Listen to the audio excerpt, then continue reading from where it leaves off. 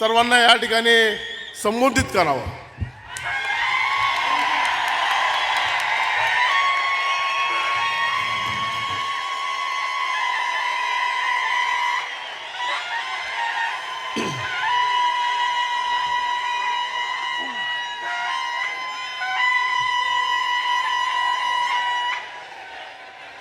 अरे बस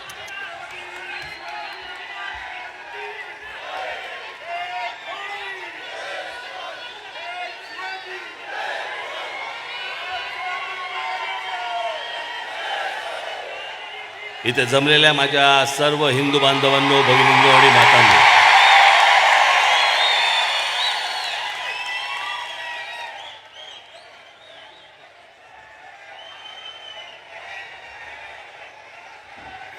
दोन वर्ष कुठेही भाषण केलं नाही मी.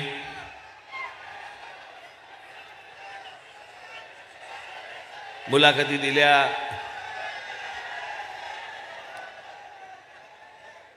कुठे 5 मिनिटं बोललो, कुठे 10 मिनिटं बोललो, पण भाषण नाही केलं.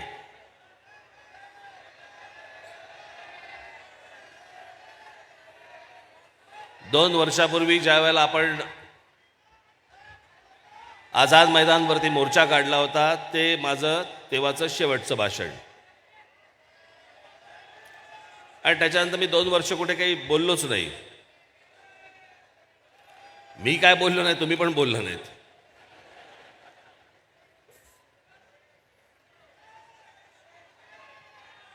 त्याच्यामुळे मी आज वर्धापन दिनाच्या ठिकाणी भाषण करायचं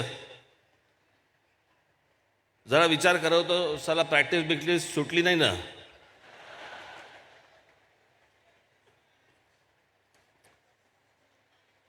पण आज आपल्या महाराष्ट्र नवनिर्माण सेना पक्षाला 16 वर्ष पूर्ण होत आहेत आणि मी या निमित्ताने तुम्हाला सगळ्यांना शुभेच्छा देतो, धन्यवाद करतो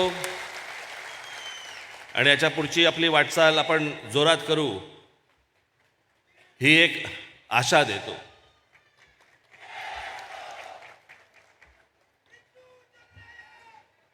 बऱ्याच लॉकडाऊन बिगडाऊन सगळे झाले.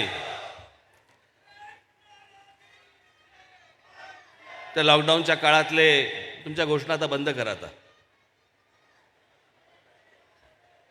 सगळं माझं भाषण संपलं की एकत्र ओरडा. तोपर्यंत आता बंद करा.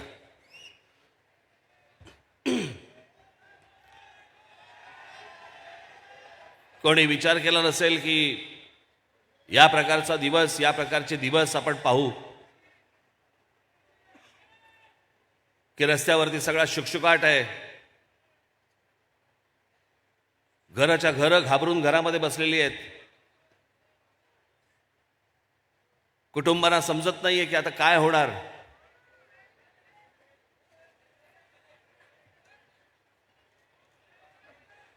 सहज स्पर्श करायला पण भीती वाटायला लागली. घरातल्या माणसांनी दिलेला पाण्याचा ग्लास उचलावा की न उचलावा इतकं संशयाचं वातावरण सगळं त्या काळात उभं राहिलं.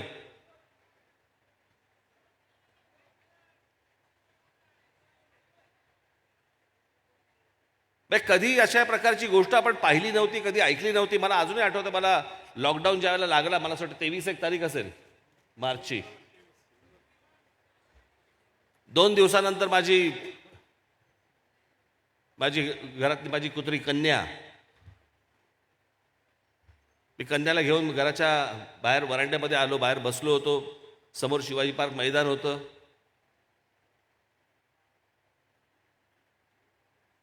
आणि मला फक्त पक्ष्यांचे आवाज ऐकू येत होते. मला काहीही दुसरं ऐकू येत नव्हतं. इतकी शांतता मी कधीच अनुभवली नव्हती.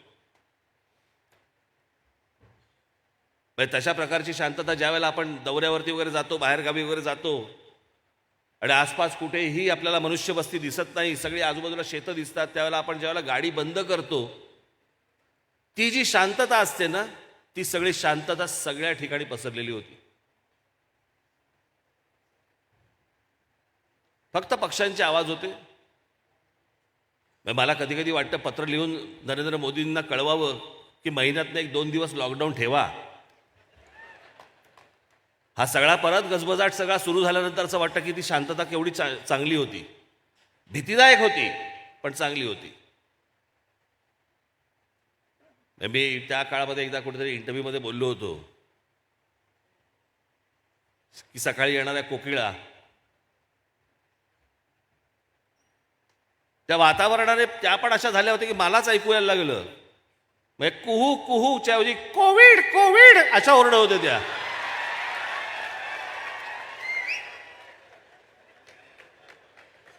त्या पण कोविड ओरडायला लागल्या होत्या की काय.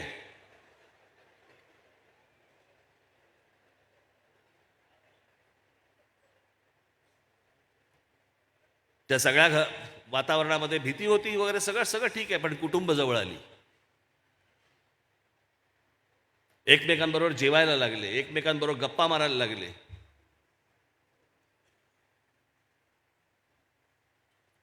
आणि ह्या सगळ्या असल्या वातावरणामधनं आपण सगळे पुढे जात होतो. ठीक आहे,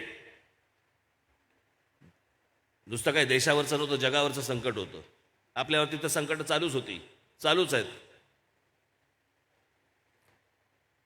माझ्यावरती, आपल्या पक्षावरती सगळी संकट चालूच आहेत. संकटांची एक गंमत असते, संकट ज्यावेळेला येतात ना त्यावेळेला ती हातात हात घालून येतात. जाताना एक एकटी जातात, त्याच्यामुळे वेळ लागतो. येताना हातात हात घालून धुमाकूळ घालत येतात, ती तुम्हाला समजत नाही. ती माझ्याही आयुष्यामध्ये आली, पक्षाच्याही आयुष्यामध्ये आली, सगळं झालं. पण असले प्रसंग येत असतात. या प्रसंगातनं घाबरून डरून न जाता हे प्रसंग आपल्याला काहीतरी शिकवत असतात. एवढा फक्त ह्याच्यातनं विचार करायचा असतो की आता आपण काय घेतलं, काय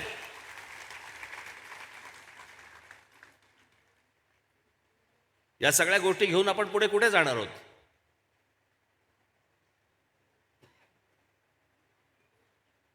मी खास करून तुम्हाला सगळ्यांनाच इथे आज जमलेले आहेत ते टेलिव्हिजन चॅनलवरनं बघत असलेले माझे हजारो माझे महाराष्ट्र सैनिक, त्यांचं कुटुंब, मी त्यांना धन्यवाद देतो की याही काळामध्ये तुम्ही माझ्याबरोबर राहिलात.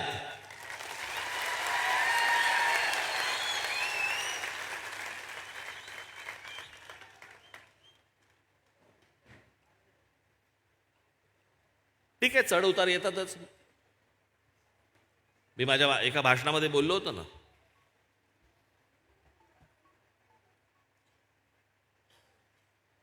की जगातल्या प्रत्येक मोठ्या व्यक्तीला, प्रत्येकाला, छोटा मोठा सगळ्यांना, प्रत्येकाला एक वाईट दिवस आले, प्रत्येकाला बॅड पॅच आला.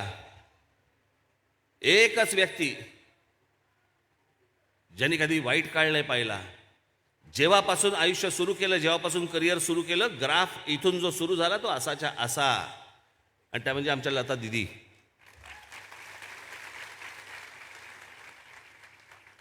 पण त्याच्यासाठी म्हणून त्यांनी जे काही कष्ट उपसलेत, कष्ट घेतलेत, ते काही सहज असं नाही झालं. काही गोष्टी असतात ज्या दैवी असतात, पण ते काही सहज होत गेलं अशातला काही भाग नाही आहे. त्या दिवशी मला मागे एकदा मी त्यांच्याशी बोलत बसलो असताना कशात तर दिवस काढले त्यांनी, पण त्या मला सांगा होत्या की राज, माझे म्हणे आमचे बाबा ज्यावेळेला गेले, मास्टर दीनानाथ मंगेशकर, घरातली मोठी मुलगी मी, मोठी म्हणजे किती, 13 वर्षाची, बाकी सगळी भावंड 2-2 वर्षांनी लहान. काही काही वेळेला, म्हणजे माझ्याकडे ती रेकॉर्डेडच आहे, काही काही वेळेला तर रात्री आम्हाला परिस्थिती अशी असायची की सकाळी जेवणार आहोत का रात्री जेवणार आहोत. आणि कित्येकदा तर असं व्हायचं म्हणे आम्ही सकाळी जेवायचो नाही आणि रात्री म्हणे माई, म्हणजे त्यांची आई, प्रत्येकाच्या वाटीमध्ये कुरमुरे ठेवायची. तेवढे कुरमुरे खाऊन आम्ही झोपायचो.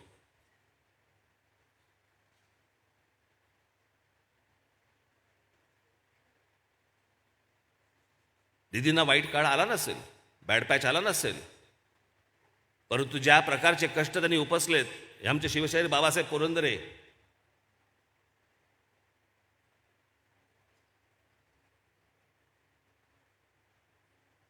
सॉफ्ट टार्गेट बनवलं त्यांना, सॉफ्ट टार्गेट.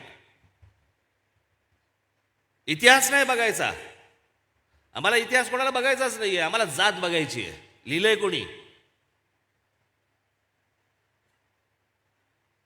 आणि हे जे महाराष्ट्रातले राजकीय पक्ष हे तुम्हाला जातीमध्ये गुंतवून ठेवतायत, इतिहासामध्ये नाहीत.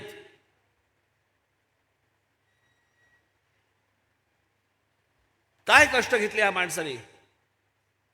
शिवाजी असं नुसतं नाव आलं, हा माणूस उठून निघून जायचा तिकडे की काहीतरी सापडेल, महाराजांबद्दल काहीतरी सापडेल, काहीतरी मला मिळेल, मी काहीतरी लोकांना दाखवू शकीन, सांगू शकीन.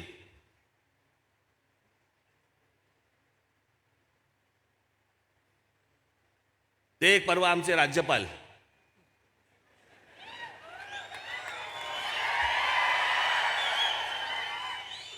काही समज बिमज काय आहे का. मी जर त्यांना पहिल्यांदा जेव्हा भेटायला गेलो, बघितलं ना कसं आहे ते.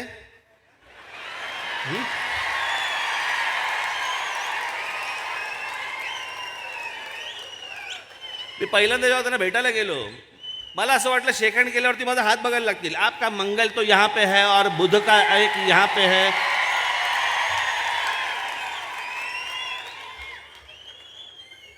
कुडबुडे ज्योतिषी असतात नाही का. तुमचा काय संबंध आहे का. तुम्हाला काय कळतं का शिवाजी महाराज, रामदास स्वामी तुम्हाला काय माहिती आहे का.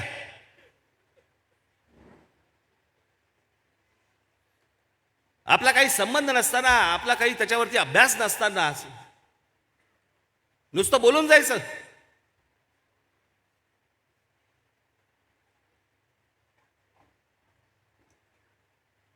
ना छत्रपतींनी आजपर्यंत कधी सांगितलं रामदास स्वामी माझे गुरु होते, ना रामदास स्वामींनी कधी सांगितलं कुठच्याही पत्रात नाही की छत्रपती शिवाजी महाराज माझे शिष्य होते. नुसती भांडणं लावायची, ज्याच्यातनं एकाचं शौर्य कमी करायचं आणि एकाची विद्वत्ता कमी करायची. त्यातनं आम्ही बोध काय घेणार नाही की रामदास स्वामींनी काय लिहिलंय. रामदास स्वामींनी आमच्या शिवछत्रपतींबद्दल जे लिहिलंय ना, माझ्या घरात लावलंय मी.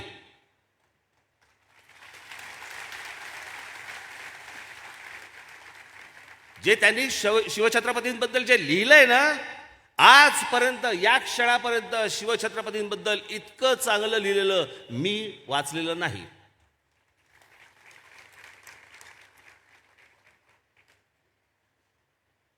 आज आत्ता काढा, परत घरी जाल त्याला परत काढा, कॉम्प्युटरवरती काढा तुमच्या. वाचा ते निश्चयाचा महामेरू, बहुत जनासी आधारू, अखंड स्थितीचा निर्धारू. कोण. श्रीमंत योगी. श्रीमंत योगी.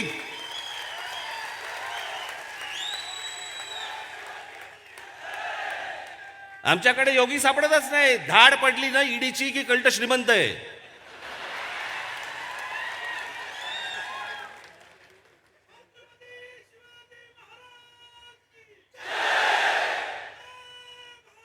आमच्या लोकांना, आमच्याच महापुरुषांना फक्त बदनाम करायचं आणि फक्त तुमची माथी फिरवून मतं मिळवायची, एवढाच फक्त उद्योग सुरू आहे यांचा. काय बोलला.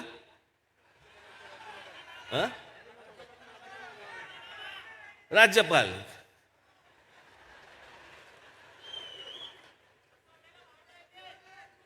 परवा दिवशी त्या भाषणामध्ये कोणीतरी मला दाखवलं, महात्मा ज्योतिबा फुले आणि सावित्रीदेवी फुले यांच्याबद्दल बोलते. इतने छोटे छोटे थे, कैसे शादी हो गई मेरे का पत्ता नाही. अहो तेव्हा लहानपणी व्हायची लग्न, तुमचं अजून नाही झालं.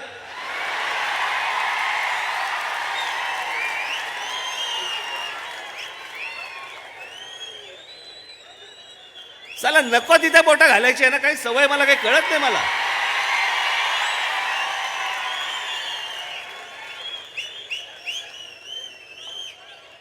आणि मग सगळे बाकीचे आहेतच. आपको क्या लगता है, आपको क्या लगता है. लागली सगळी झुंजायला, सगळी कोंबड्या लागल्या झुंजायला. आम्ही येडे पागल परत सगळे. मग आता 2 दिवसापूर्वी कळलं निवडणुका होत नाहीत.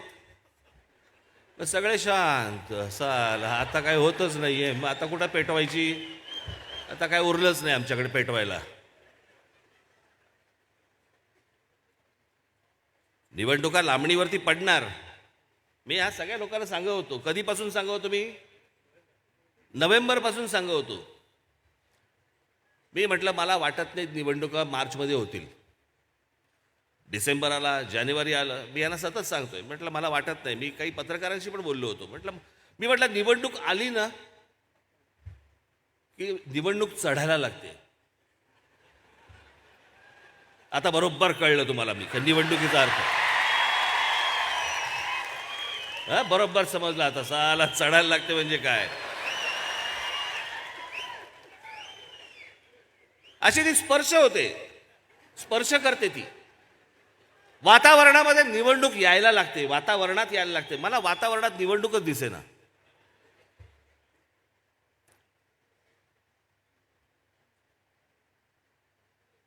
आमच्या ओबीसी समाजाचं कारण पुढे केलं,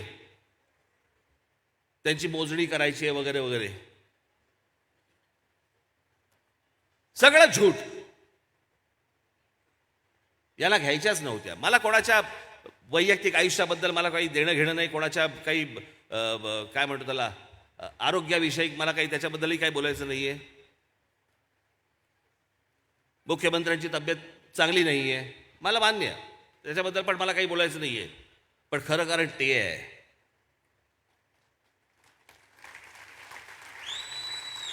3 महिने आम्ही निवडणुका पुढे ढकलतोय. 3 महिने म्हणजे कधी?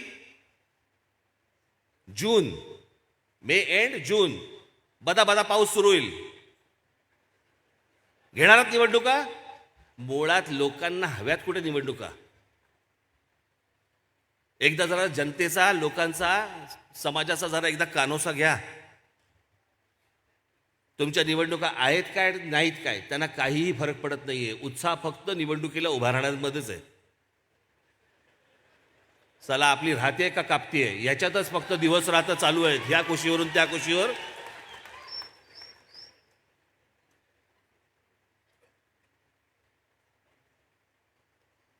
कित्येकांना निवडणूक लढवण्यामध्ये पण इंटरेस्ट नसतो. नुसतं फक्त सांगा साहेब की तुला तिकीट देतो, बस कमाईला सुरुवातच करतो.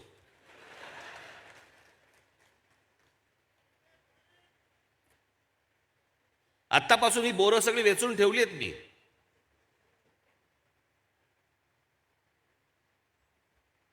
पण ह्या निवडणुका होऊच नाहीत, प्रशासक नेमावा, म्हणजे दोन्ही बाजूनी विन विन सिच्युएशन. सरकार पण हातामध्ये, महानगरपालिकांवरचा प्रशासक पण आमच्या हातामध्ये. सगळं आम्हीच बघणार. आणि जरी या निवडणुका आता काय मार्च एप्रिलला जरी लागल्या असत्या, 2 वर्ष सगळी कुटुंब घरामध्ये कोंडून बसलेली होती. कोणाला निवडणुकीमध्ये काही पडलेलं नाहीये. सगळेजण हे आत्ता दहावीचा आता काय परीक्षा संपतील 14 एप्रिलला. 14 एप्रिलला परीक्षा संपल्या की सगळेजण बाहेर जातील. मतं मागायला जाणार आहात कोणाकडे?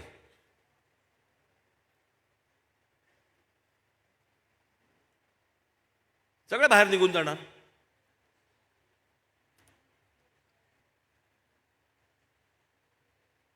आणि त्याच्यामुळे तुम्हाला सांगितलं की आता 3 महिने पुढे जातील, 3 महिन्यानंतर निवडणुका घेऊ. 3 महिन्यानंतर होणार नाहीत, ह्या होतील साधारणपणे दिवाळीनंतरच होतील.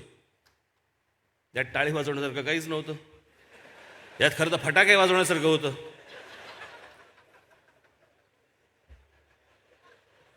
नाही, मी दिवाळीनंतर होतील म्हणून मी म्हटलं.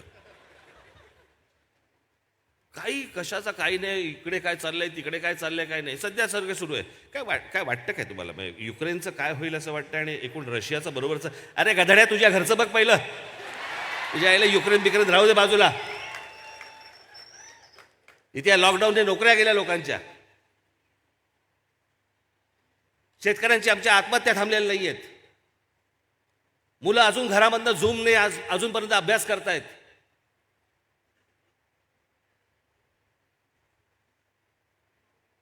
जे पटांगणावरती क्रीडांगणावरती जाऊन खेळायचं वय आहे त्या वयामध्ये घरात बसलेत.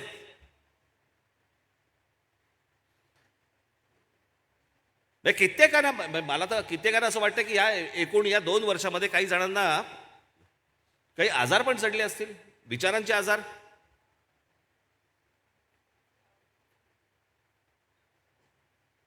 काय काय वेळेला मला कोणीतरी ते क्लिप दाखवतात. म्हणजे काय म्हणतात त्याला, रील नवरा बायको काहीतरी चाललेलं असतं. मग बायको काहीतरी म्हणते, मग नवरा काहीतरी म्हणतो वगैरे. हे वेड लागलंय. कळलं का? ती 2 वर्षाची आहेत ना घरात बसून, त्याच्यामध्ये समजे ना काय चाललंय ते आपल्या आयुष्यामध्ये. कोणी आपल्याला भेटत नाही, काही करत नाही, आपलं आपलंच काहीतरी करू. लोकांना वाटतं तो विनोद आहे. तो विनोद नाही आहे, तपासून घेतलं पाहिजे. सगळेच तसे असतील अशातला भाग नाहीये.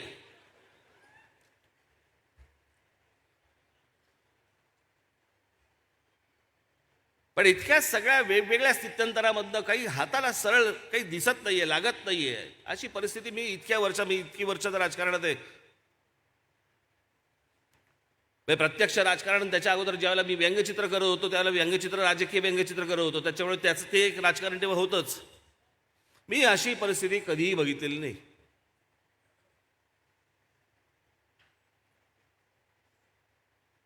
ही 2 वर्ष तर कधी विसरताच येणार नाहीत. आणि मला तर नाहीच नाही. कित्येक जण बोलत असतात, उघडपणे फारसे बोलत नाहीत, पण बोलतात. मग इकडून तिकडून मला पण ऐकू येतं. साहेबांचं जरा वजन वाढलेलं दिसतंय ना. बोलता की नाही, हळूहळू बोलता की नाही. कोणाला सांगू नको, पण तुला म्हणून सांगतो.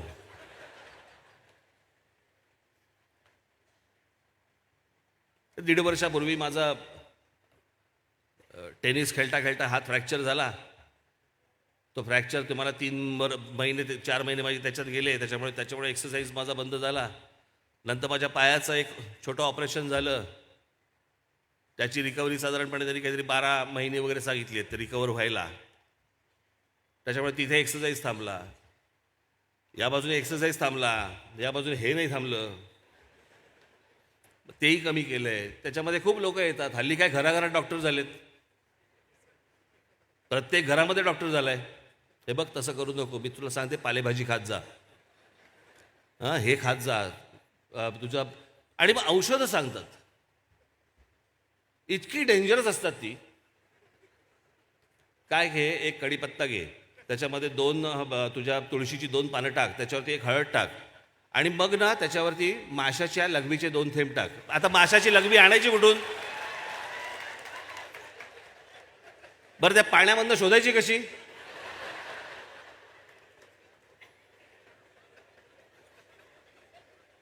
प्रत्येकाला काहीतरी एक डॉक्टरी साक्षात्कार झालाय.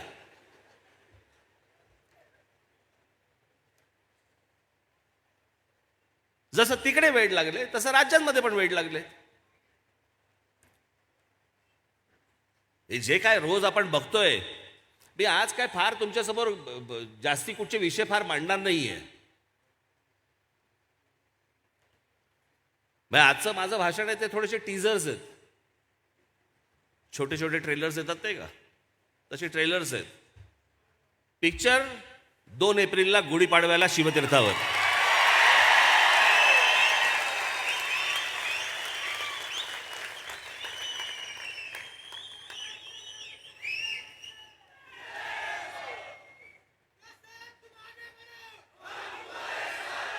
काय चाललंय राज्यामध्ये मला कळत नाही. मला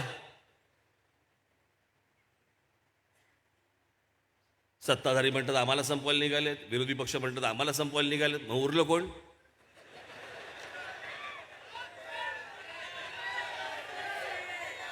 उरलो आपण.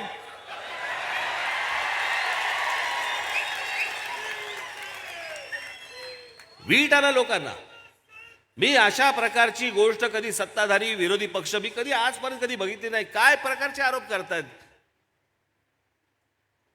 टेलिव्हिजन चॅनलवरती काय शिव्या काय देत आहेत, काय बोलतायत, कुठची भाषा. महाराष्ट्रामध्ये राजकारणामध्ये येणाऱ्या भविष्यातल्या पिढ्या काय काय पाहतायत, काय त्यांना वाटेल राजकारण असंच असतं, अशीच गोष्ट असते, ह्याच गोष्टी बोलायच्या असतात, अशाच चालतात. अहो, हे जर विधानसभेमध्ये बोलत असतील, खाली ग्रामपंचायतीला काय चालू असेल, जिल्हा परिषदेला काय चालू असेल, पुढे भविष्यात काय होईल, कुठचाही मागचा पुढचा विचार न करता आपले बस तोंडाला येईल ते फक्त बरबळायचं. आणि किती बोलतात ते. संजय राऊत कितीही बोलतात आणि सगळ्याची एक ऍक्शन असते. तो असा त्या सगळ्या ह्याच्यामध्ये तो काय हुआ, ये तो बात है से ऐसा करते था, ये करते.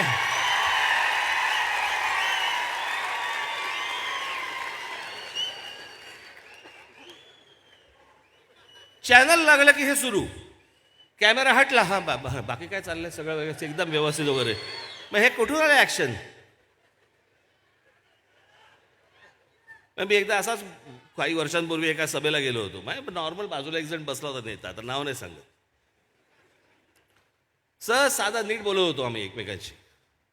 असं झालं, तिकडे जाऊन आलो, मग मी इकडे जाऊन आलो वगैरे वगैरे वगैरे. तेवढ्यात त्याच्या नावाची घोषणा झाली. मला बोला मी भाषण करू झालं. म्हटलं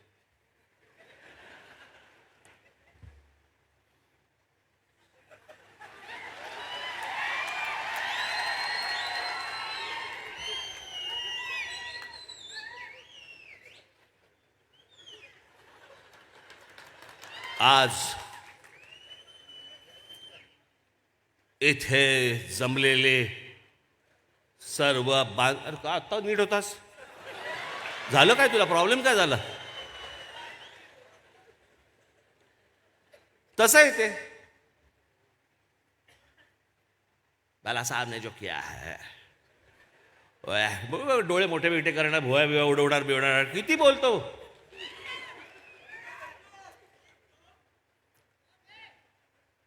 आणि प्रश्न बोलण्याचा नाही, आपण काय बोलतो आहोत, कसं बोलतो आहोत. भविष्यातल्या महाराष्ट्राच्या पिढ्या बघतायत, पाहतायत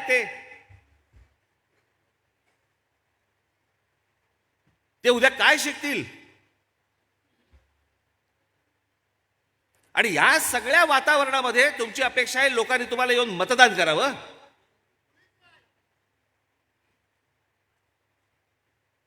कोणी महिलांच्या प्रश्नावरती बोलतंय, कोणी नाही. जे विद्यार्थी घरी राहिलेले आहेत त्यांच्या शालेय जीवनाचं काय होणार आहे माहीत नाही. जी मुलं कॉलेजमध्ये आहेत त्या मुलांचं काय होणार आहे कल्पना नाही. ते पास झाल्यावर त्यांच्या नोकऱ्यांचा प्रश्न कसा सुटणार आहे त्याच्यावरती कोणी बोलतंय, कोणी नाही. त्यांनी शहरात यायचंय का ग्रामीण भागामध्ये राहून त्यांनी शेती करायची आहे त्याच्यावर कोणी बोलत नाही. आमच्या महाराष्ट्रामधली एसटी सुरू होणार की नाही एसटी सुरू होणार याच्याबद्दल कोणाला चिंता नाही. चिंता काय, एकमेकांवर रेट टाकतायत. लोकांना काय देणं घेणं. मी तुम्हाला खरं सांगतो, सत्य परिस्थिती सांगतो. खासदार होऊ देत, आमदार होऊ देत, नगरसेवक होऊ देत, जे लोक मतदान करतात ना, ही तुमची आभार माना त्यांचे, की त्यातले 1% लोक देखील तुमच्याकडे येत नाहीत काही कामासाठी. उगाच आपले कार्यालय उघडून बसतात. फलाना ढिमका संपर्क कार्यालय. कोण करणार संपर्क, का करायचं तुला संपर्क?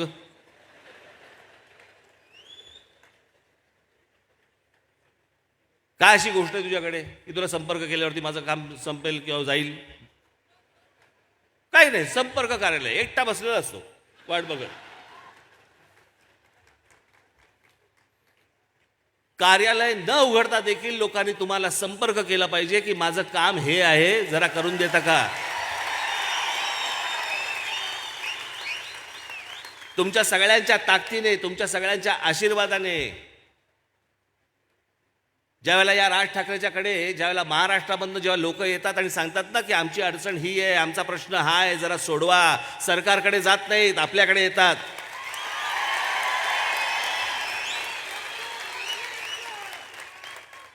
आणि याचं कारण त्यांना विश्वास असतो की इथे प्रश्न सुटेल.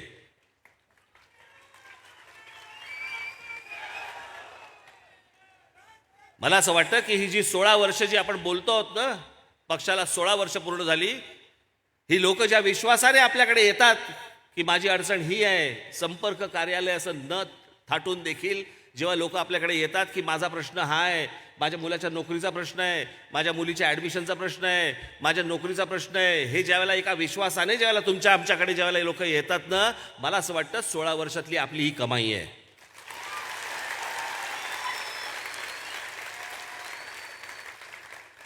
गेल्या लॉकडाऊनमध्ये जे तुम्ही काम केलं, माझ्याकडे त्याच्याबद्दल आभाराला शब्द नाहीत. कोणत्याही गोष्टींची पर्वा न करता माझ्या महाराष्ट्रामधल्या सगळ्या महाराष्ट्र सैनिक कुठच्याही करोनाचा भीती न बाळगता तो ज्या ठिकाणी जिथे जिथे काही त्रास होईल, जिकडे जिकडे काही अडचण असेल तिकडे जिकडे पोहोचला. कोणाला खायला नाही, कोणाला प्यायला नाही, कोणाला काही हॉस्पिटलला घेऊन जायचंय, कोणाला सलाईनचा काय मिळत नाही आहेत, बाकी गोष्टी मिळत नाही आहेत, काही वैद्यकीय त्यांच्यावरती उपचार काही मिळत नाही आहेत, त्यावेळेला जो महाराष्ट्र सैनिक जो महाराष्ट्रामध्ये माझा धावून गेला, इतर राजकीय पक्षांचा कोणीही तिकडे धावून नाही गेलाय, तिकडे फक्त होता माझा महाराष्ट्र सैनिकच होता. लोक विश्वासाने त्याच्याकडे येत होते आणि तो इमाने इतबारे प्रामाणिकपणे काम करत होता. ते तुम्ही लोक सगळेजण आहात. त्यामुळे तुमचे आभार कसे मानायचे मला समजतच नाही, खरंच समजत नाही. तुमच्यामधल्या पोटामधली जी आग आहे ना, की माझ्या महाराष्ट्रासाठी काहीतरी करायचे, ही आयुष्यात कधी विझून देऊ नका.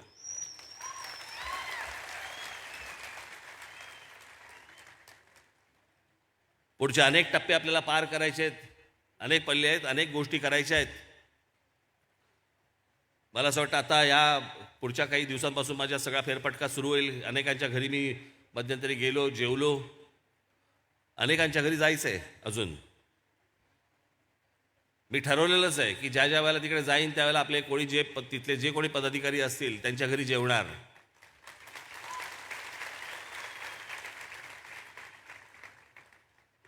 आणि इतर पक्षांसारखे जात बघून नाही जेवणार.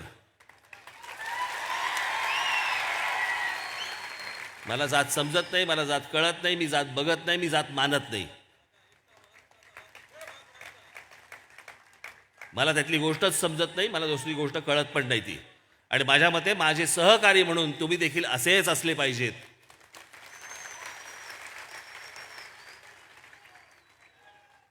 भविष्यातल्या या येणाऱ्या सगळ्या वाटचालीला मी तुम्हाला सर्वांना मनपूर्वक शुभेच्छा देतो. 21 मार्च, या 21 मार्चला शिवजयंती आहे. आत्ता तारखेने साजरी झाली, आता तिथीने आहे.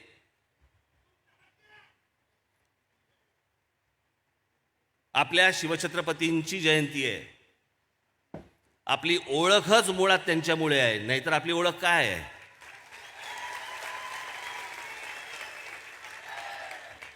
आम्ही कोण आहोत? आपण ज्यावेळेला सांगतो की आम्ही मराठी आहोत,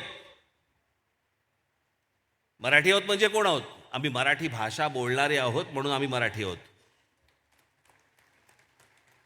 मग हे मराठी लोक कुठे राहतात? तो आमचा राजा जो शिवछत्रपती जो होऊन गेला ना, त्याच्या भागात आम्ही राहतो. ज्याचा विचार मारण्यासाठी म्हणून या भूमीवरती राज्य करणाऱ्या औरंगजेबाला देखील इकडे 27 वर्ष काढायला लागली ना, तो शिवाजी नावाचा विचार जो आहे ना, त्या विचारांच्या भूमीत आम्ही राहतो.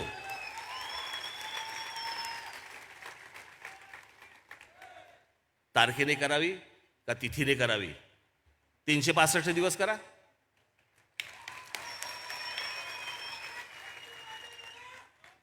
ज्याला ज्या वेळेला वाटेल त्यावेळेला करा. तिथीने का करतोय?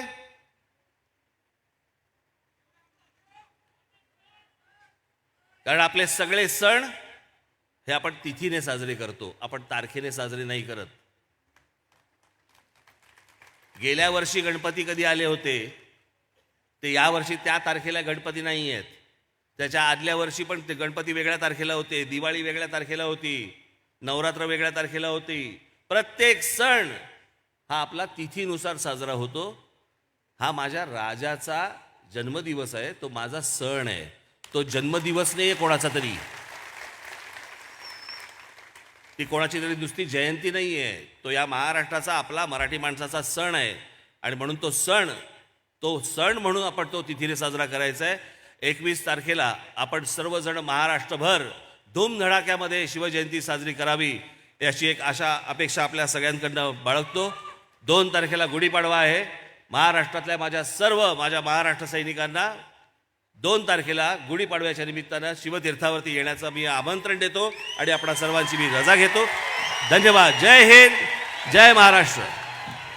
या ठिकाणी कार्यक्रम संपण्यापूर्वी या कार्यक्रम पूर्ण होण्यासाठी आपल्याला ज्यांनी सहकार्य केलं, पुणे महानगरपालिका असेल, पोलीस प्रशासन असेल, पत्रकार असेल, प्रिंट मीडिया असेल, इलेक्ट्रॉनिक मीडिया असेल, आरोग्य विभाग असेल, सर्वांना धन्यवाद देतो.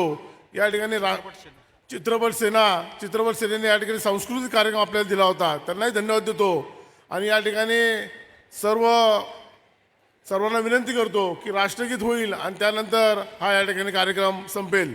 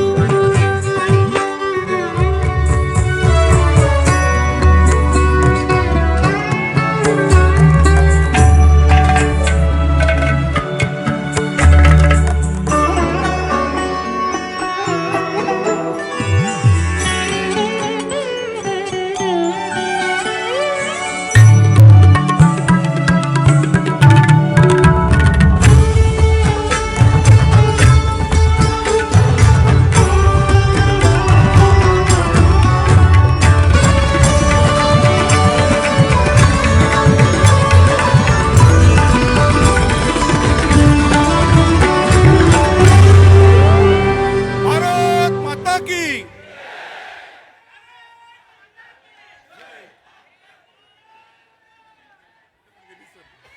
मी आपणा सर्वांना नम्र विनंती करतो, इथे आलेल्या सर्व महिला भगिनी ज्या आहेत यांना सर्वप्रथम आपण सर्वांनी जाण्यासाठी मार्ग करून द्यावा. धन्यवाद. इथून जाताना आपण सगळेजण घरी जाताना व्यवस्थित नीट गाड्या चालवत, फारसा मध्ये हॉल्ट न घेता, मध्ये न थांबता आपण आपापल्या घरी व्यवस्थित नीट पोचाल अशी एक आशा अपेक्षा बाळगतो. धन्यवाद.